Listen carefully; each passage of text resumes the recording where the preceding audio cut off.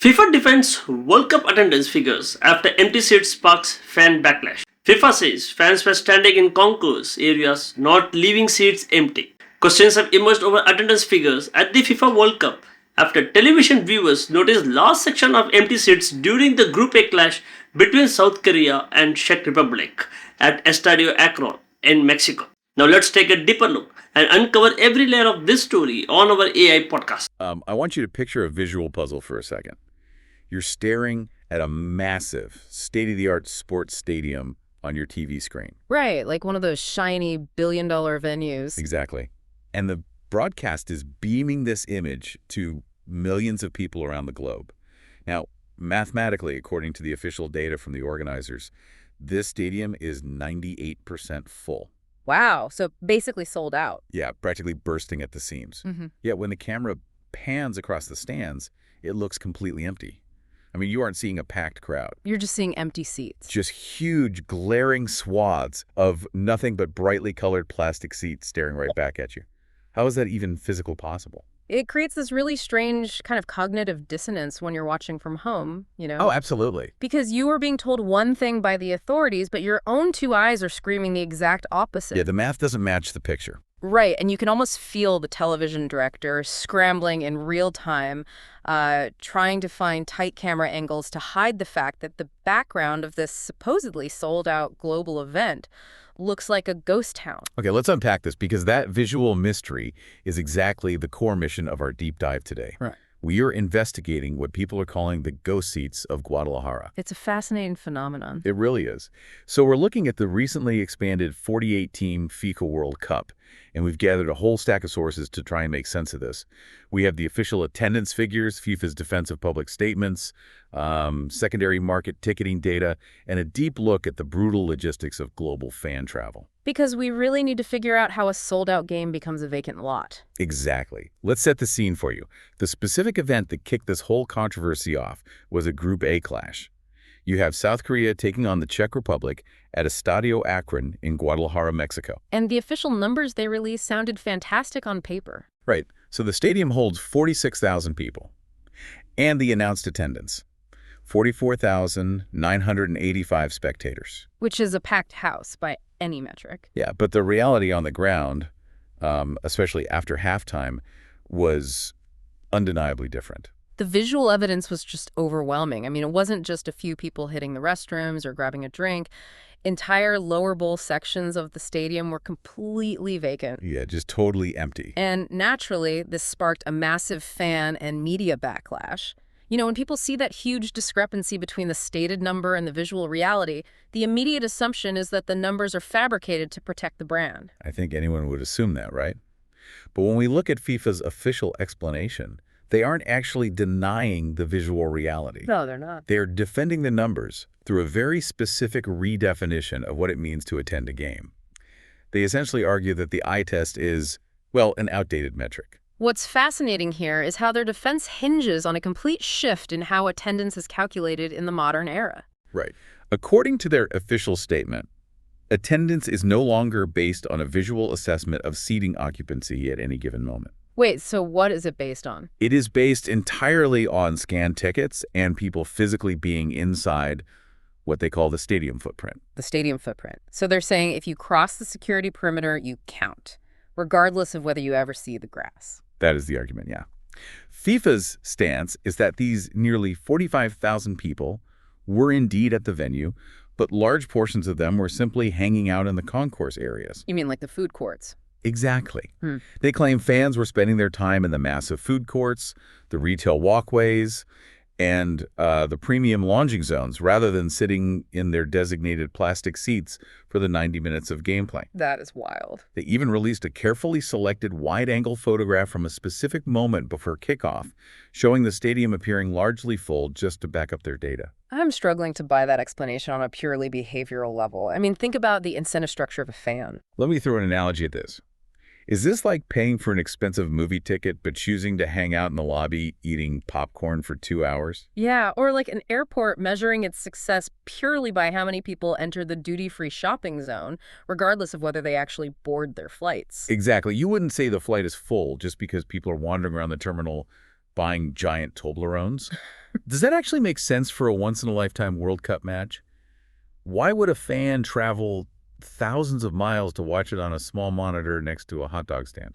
The airport analogy is actually incredibly apt because it highlights the growing gap between corporate data tracking and the atmospheric reality of an event. Yeah, there's a huge disconnect. To the corporate organizers, a scanned barcode at the outer security gate equals a successful attendance metric. The spreadsheet says the consumer has entered the commercial zone. But for the product on television, the atmospheric reality that built the tournament's reputation, a fan eating a hot dog completely out of sight of the pitch, doesn't contribute anything. Right. The metric has totally shifted from watching the event to simply existing within the commercial ecosystem. But if we follow that logic, we should be seeing this phenomenon everywhere.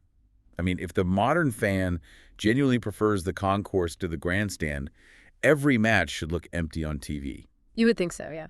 So let's put this concourse theory to the test against the rest of the tournament data.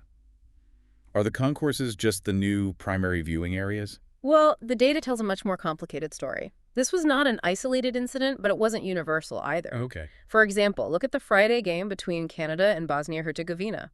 The broadcast revealed a very similar issue. Massive numbers of vacancies. Yes, massive numbers of completely vacant seats at kickoff. But interestingly, those seats only gradually, slowly filled up as the match progressed into the second half. I look at that and see a stark contrast with the opening match of the entire tournament. You know, you had over 80,000 spectators absolutely packed into the iconic Estadio Azteca to watch the co-hosts, Mexico, play South Africa. Oh yeah, that was incredible. That wasn't a spreadsheet attendance. Yep. You could physically see 80,000 people roaring in their seats from minute one. No one was hiding in the concourse there. Which really exposes the limitation of the food court defense. When the emotional stakes and the demand are at a fever pitch, people find their seats. Right, they want to be part of the visual spectacle. Exactly. The concourse behavior seems to be a symptom of a different underlying issue, rather than a universal shift in how fans watch soccer. So what does this all mean? Let's dig into the demographics of that specific Guadalajara fixture, because I think the crowd makeup holds the answer. It definitely does. According to the reporting, local Mexican football fans actually made up a huge portion of that crowd. They bought up tickets just to experience a World Cup game happening in their backyard, regardless of who was playing. Yeah, just to be part of the atmosphere. And on top of that, South Korea brought a highly visible, very enthusiastic traveling fan base. You could see massive blocks of red shirts in the stands. The cameras had no trouble finding the South Korean contingents, nor the local Mexican supporters. So by process of elimination, the empty seats largely belong to the Czech Republic's allocation. Yes. The sources specifically note that the Czech Republic appeared to have brought a remarkably small fan contingent. The missing fans weren't stuck in the food court. They simply weren't in the country at all. And this requires a pivot away from stadium architectural theories and directly into the logistics of this specific tournament format. Okay, let's get into the logistics. To understand why those seats were physically empty, you have to look at the timeline and the geography imposed on a smaller visiting contingent. The Czech Republic only secured their qualification for the World Cup in late March. Late March for a summer tournament. Wow. As someone who tries to book summer vacations, doing that in late March is already a nightmare. Exactly. For a massive international sporting event, that is basically the 11th hour. It gave their fan base a microscopic window to organize transatlantic flights, secure accommodations, arrange time off work, and handle any visa requirement. Which is a huge hurdle. But the true structural flaw reveals itself when you look at their specific group stage schedule. Oh, this is the crazy part. Right. The Czech team was drawn to play their first game in Guadalajara, Mexico. Then, for their second match, they have to fly out of the country, crossing the Gulf of Mexico, to play in Atlanta in the United States. That's a massive flight. And then, for their final group match, they have to cross international borders yet again, traveling back down to Mexico City. I want to pause and just map out what that itinerary actually demands of a human being. It's brutal. If I am a working-class Czech fan trying to follow my team, I am booking a multi-leg flight from Prague to central Mexico. A few days later, I have to pack up, go back to an airport, clear Mexican exit customs, fly to the American South, clear U.S. border protection, find a new hotel, and navigate a new transit system. And you're not done. No.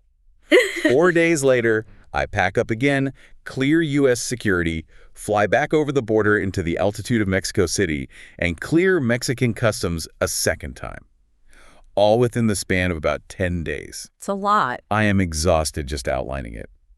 Are we expecting average fans to be multinational jet setters just to watch the group stages?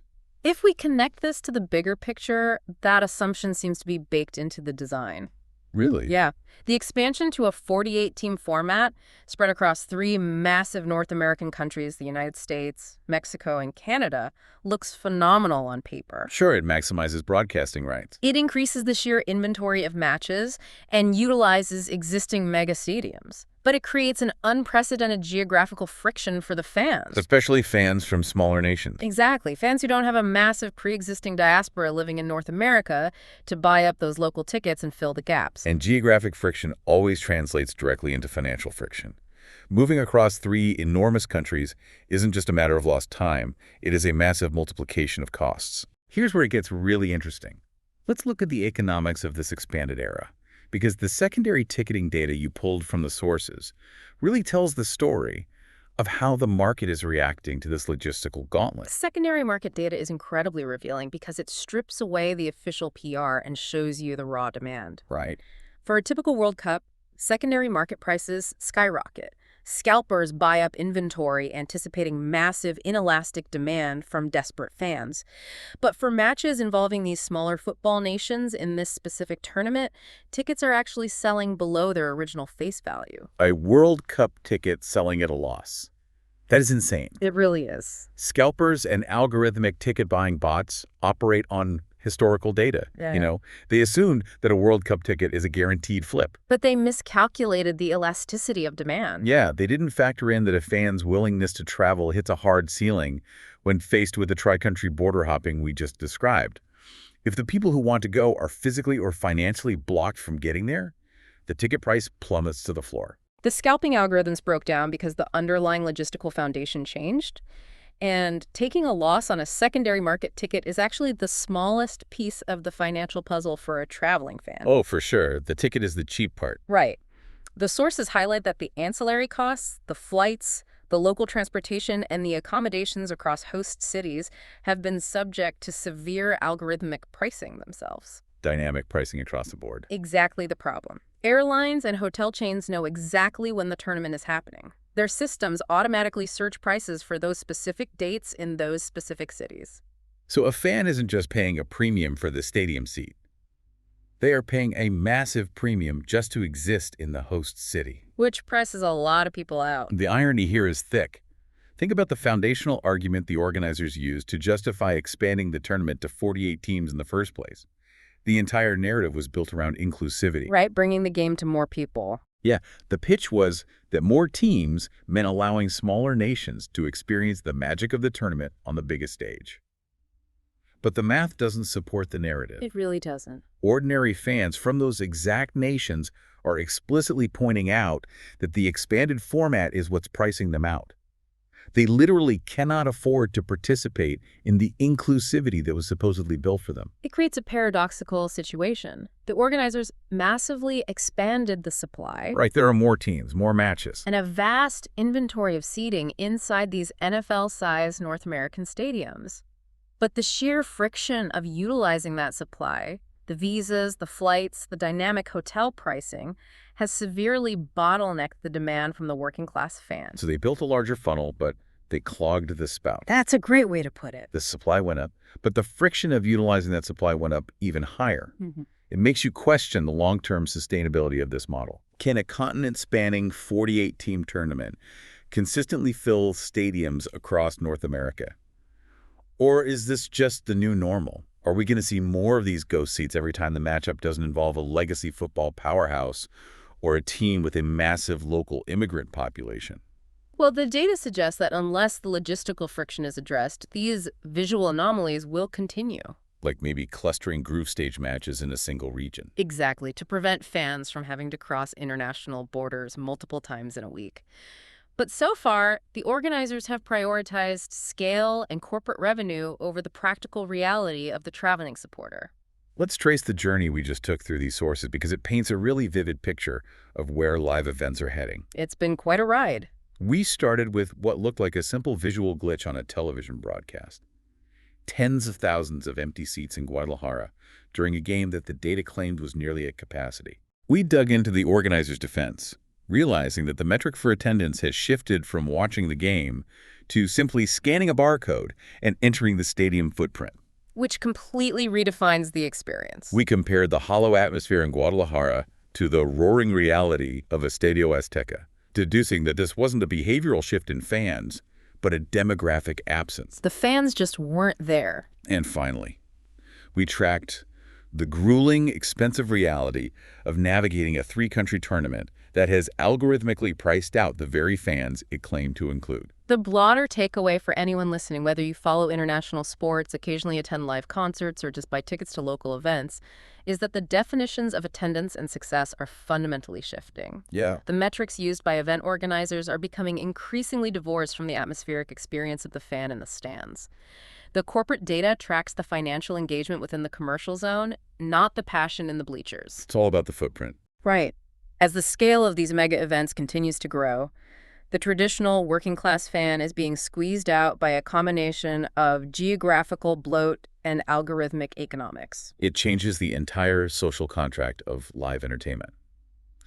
Which leads me to a final thought I want to leave you with, something for you to mull over that builds on everything we've uncovered today. Okay. We've seen how the organizers are perfectly content defending their attendance numbers by counting a fan who is standing in a concourse food court, just existing within the footprint of the venue. Right.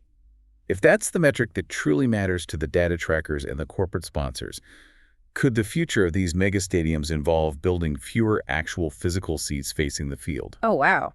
That takes the logic to its extreme. But from a purely economic standpoint, a seat facing a field is dead space compared to a high-margin retail walkway. Think about the architectural evolution. If the television broadcast can just use tight camera angles to simulate a crowd, and the corporate spreadsheet just needs your barcode scanned inside the gates, why waste billions of dollars engineering 90,000 plastic chairs with sightlines to the grass? That is a wild thought. Maybe future stadiums will prioritize massive, premium indoor concourses, multi-level high-end retail spaces, and interactive digital zones over actual seating. It would fundamentally change what it means to go to the game. You wouldn't be going to watch the match. Exactly. You'd be going to shop, eat, and simply exist near the aura of the event. It brings us right back to that opening visual puzzle. The empty stadium that was somehow sold out. Yeah. The next time you see a stadium that is mathematically 98% full but visually empty on your screen, you might not be looking at a ticketing failure or a logistical disaster. You might just be looking at the exact future of live entertainment. Okay, one question for you. Do you believe FIFA's explanation that thousands of fans were standing in concourse areas rather than sitting in their assigned seats? Or do the visible empty sections suggest attendance figures may not accurately reflect matchday atmosphere? Don't forget to comment it. Thanks.